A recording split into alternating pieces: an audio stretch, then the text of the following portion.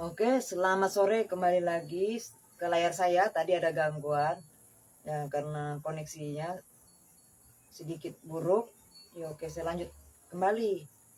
Dimana tadi sudah sampai pada metrik hubungan hasil pembedahan untuk mempermudah visualisasinya. Struktur hubungan hasil dekonstruksi ini dapat dipetakan sebagai berikut. Jadi bagaimana?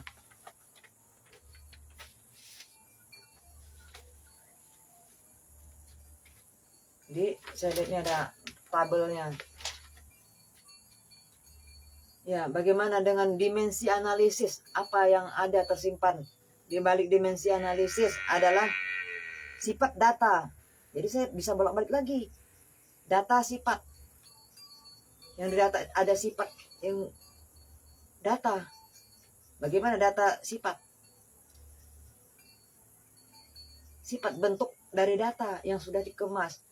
Kalau sifat data adalah hanya data yang dikemas dalam perangkat bisa jadi keseluruhannya dipermudah. Jadi bagaimana saya yang Utin Alianti yang menjadi subjek, jadi apa yang saya pegang terkait dengan sifat data saya, ada fakta empiris, jadi bukti sejarah yang akan terhubung dengan segala aktivitas dan materi yang bisa dikuasai seseorang yang menjadi subjek dan objektivitas, ya, yang akan menetapkan tadi sebuah fakta spesimen kompleks. Jadi di sini sifat datanya apa? Manusia biologis yang memiliki data. Jadi spesifiknya adalah data yang tersimpan di dalam analisis yang terkait dengan dimensi analisis. Kalau faktor dengan bentuk kerja atau sistem di sini ya ada bagian tadi. Ya bukan jabatan, ini hanya profesi. Kreator. Jadi terkait pemula, profesional, dan biasa-biasa saja. Intinya kreator. Terus kemudian dayang bubut yang objektivitas. Jadi apa yang ada di dalam aktivitas objektivitasnya dayang bubut?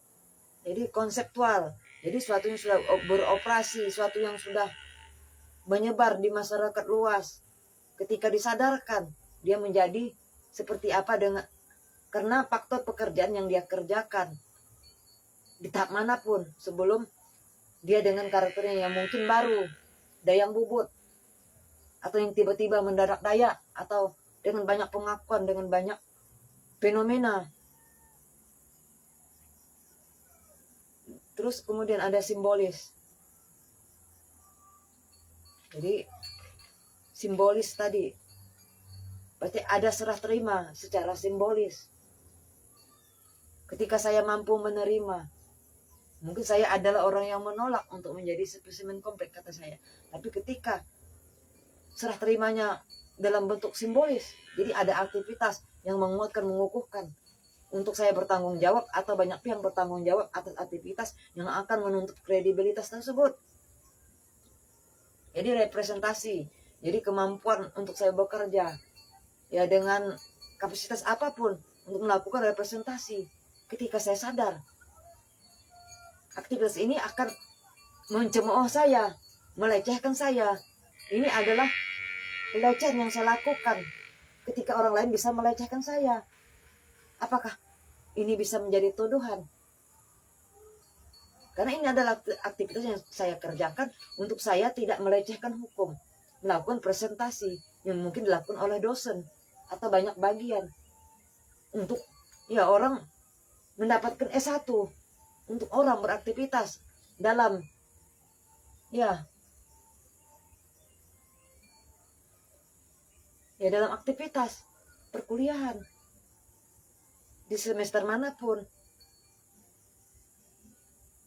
Ya kemudian tadi di sini objektivitasnya adat yang kuat. Apakah untuk jabatan adat atau predikat atau dedikasi yang saya lakukan ketika ini adalah bentuk fisik yang akan melawan ketika saya mengalami pelecehan seksual fisik data.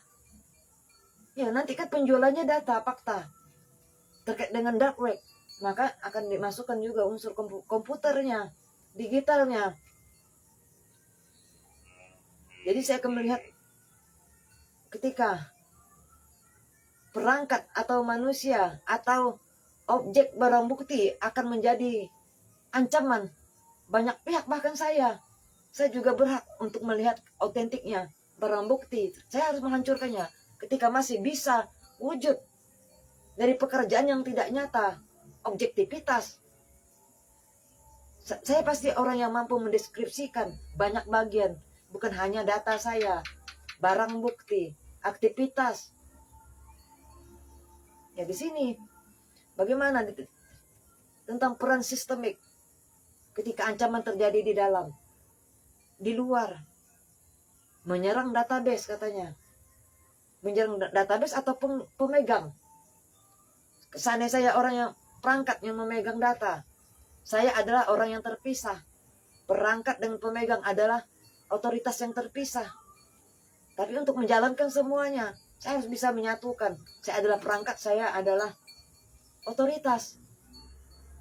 Karena sudah beroperasi. Jadi di sini subjek adalah penggerak tindakan agensi ketika melihat peran sistemik dari keduanya. Lalu bagaimana? Dayang bubut akan menjadi wadah ekspresi atau struktur identitas. Jadi jaringannya distruktur dari dayang bubut. Karena akan terjaring, ada penjaring kepala. Kalau metodenya ghosting, bisa dalam hubungan, ya bisa juga dalam aktivitas. Jadi saya akan lihat lagi bagaimana dimensi analisis bagian karakter gabungan.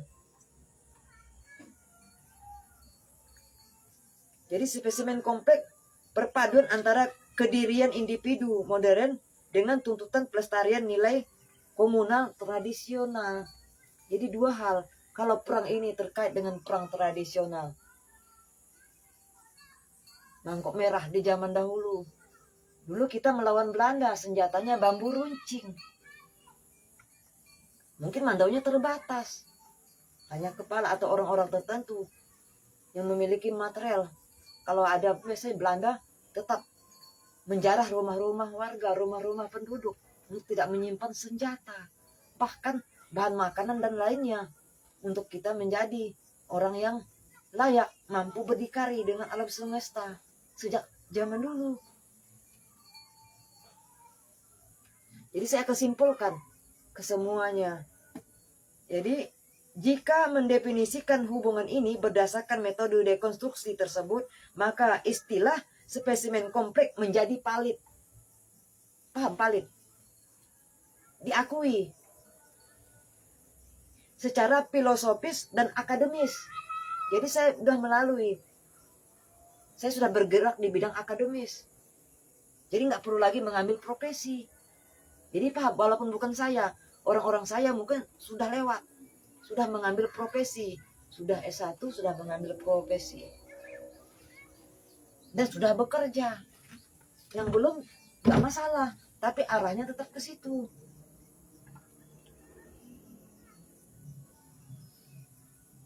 Istilah ini tidak lagi bermakna biologi laboratorium, melainkan sebuah istilah untuk menggambarkan hibriditas yang rumit antara manusia nyata, subjek dengan representasi peran budayanya atau objek yang diteliti secara mendalam. Jadi saya dikatakan nanti tumbang titi. Orang yang ditumbangkan, diteliti dan diarti di dalam penelitian bisa jadi Polri, TNI, dan pemerintahan berjalan dan sebelumnya, tapi dengan hasil yang tidak sama. Karena periode pasti menyisakan banyak bagian di mana peran saya yang tercatat secara empiris itu yang kami galang dalam kasus di 98, 99, 2000 sampai 2001 sampai di kasus 67 tentang parakunya. GPRS-nya gerakan gerilyawan.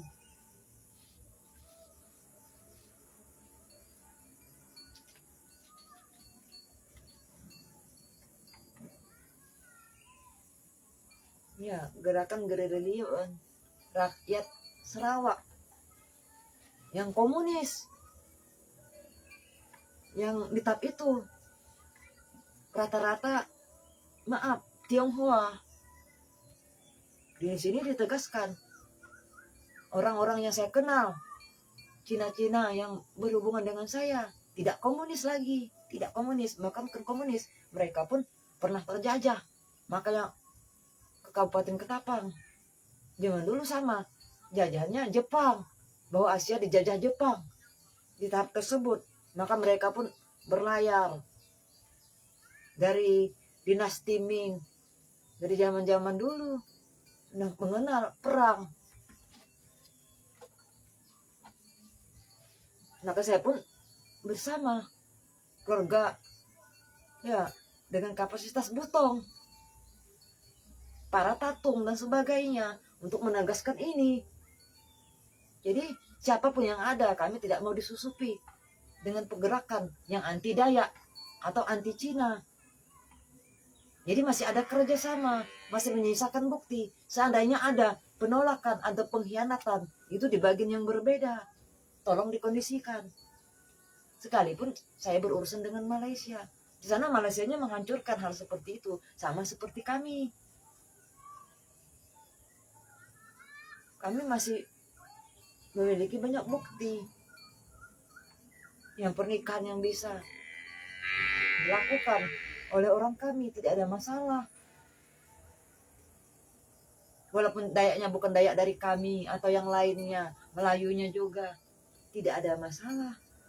Kalau ada bentuk makar dari masyarakat yang luas,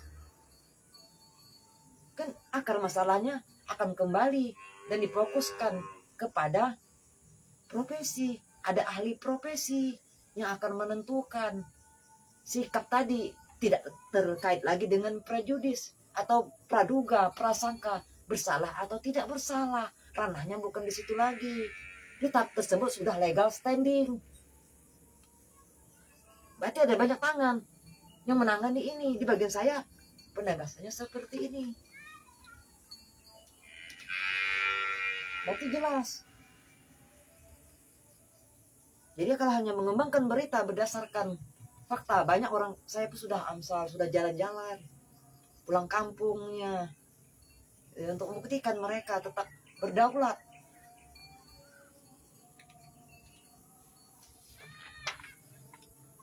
Jadi ada lagi pertanyaan, apakah pembedahan ini ditujukan untuk menyusun kerangka teori penelitian atau skripsi jurnal, ataukah ini bagian dari eksplorasi filsafat kontemporer mengenai identitas masyarakat adat di ruang digital? Jadi pertanyaan yang sangat bagus kata saya. Saya ulang lagi, apakah pembedahan ini ditujukan untuk menyusun kerangka teori penelitian, skripsi atau jurnal, ataukah ini bagian dari eksplorasi filsafat kontemporer mengenai identitas masyarakat adat di ruang digital? Ini kasusnya digital lagi. Ya ini kesanah intelektualitas yang menjadi bakat dan minat yang terpendam dan dikelola secara alami. Subjeknya saya, tanpa doping, paham?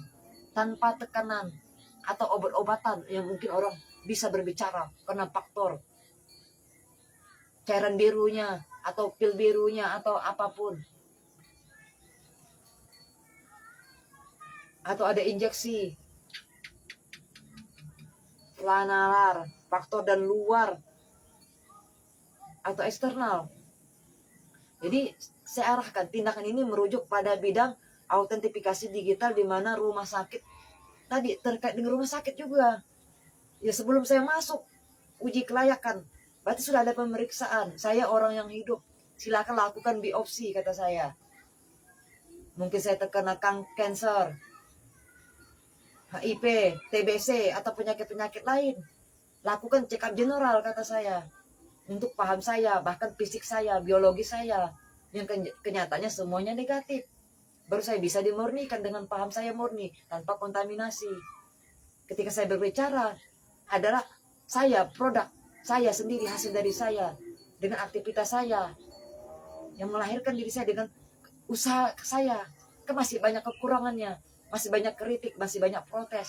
Bukti saya bekerja dengan keterbatasan. Tapi saya menganggap ini sudah maksimalnya saya. Jadi terkait dengan rumah sakit tadi melakukan biopsi untuk dayang bubut dan visum et repetum untuk Utin Alianti. Jadi beda. Dayang bubut orang yang masih hidup. Silakan bedah pahamnya dayang bubut, bukan Utin Alianti binti Utitian. Kalau saya hanya mengambil bagian saya untuk visum et repetum, saya masih hidup. Jangan visum menunggu mati. Jadi luka apa yang saya alami? Di bagian lain, check up generalnya sama. Tes urinnya dan sebagainya sudah menegaskan. Jadi,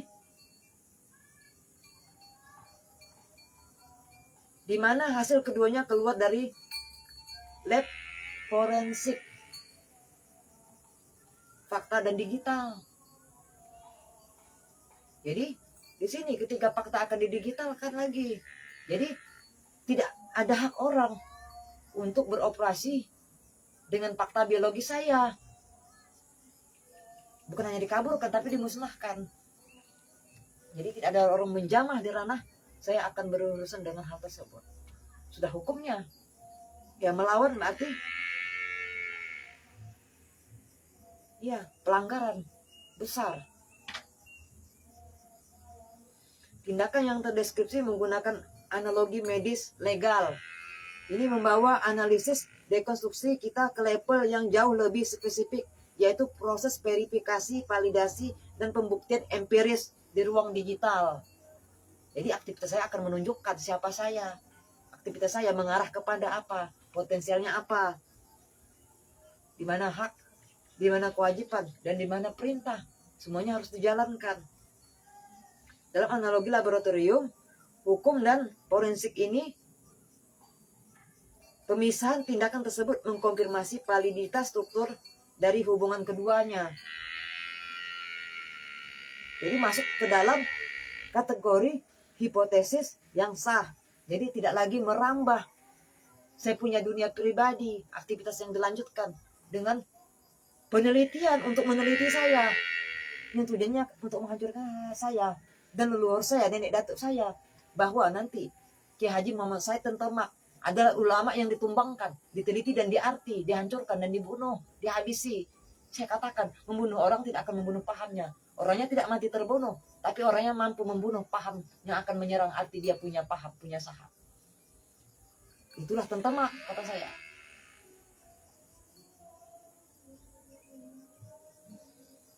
Jadi wajar kalau ada ulama yang ditumbangkan, diteliti dan diarti, tidak berdiri arti satu. Paham? Berarti dia menduduki jalan orang, menunggangi jalan orang, meneliti mengarti untuk duduk di arti orang. Ulama yang dibunuh, ulama yang tidak duduk di jalannya sendiri, bagi jalan pikiran, jalan paham, atau jalan menempuh dia sampai kepada arti. Dia yang memimpin, dia punya saham, dia punya paham, dia punya anak keturunan, dia yang bersanad, yang bertarekat dan bernasab. Jadi kasusnya saya rasa selesai. Ya untuk tahap ini, ya untuk saya bekerja dan difungsikan. Sah. Dayang bubut Utin Alianti memiliki paham yang sah di arti mangkok merah.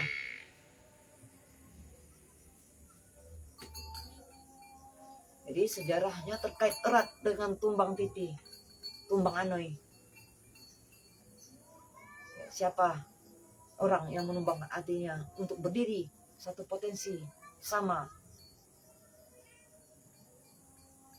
Dia mengambil perjuangan dengan hak dan kemampuannya untuk berjuang melawan ketidakadilan.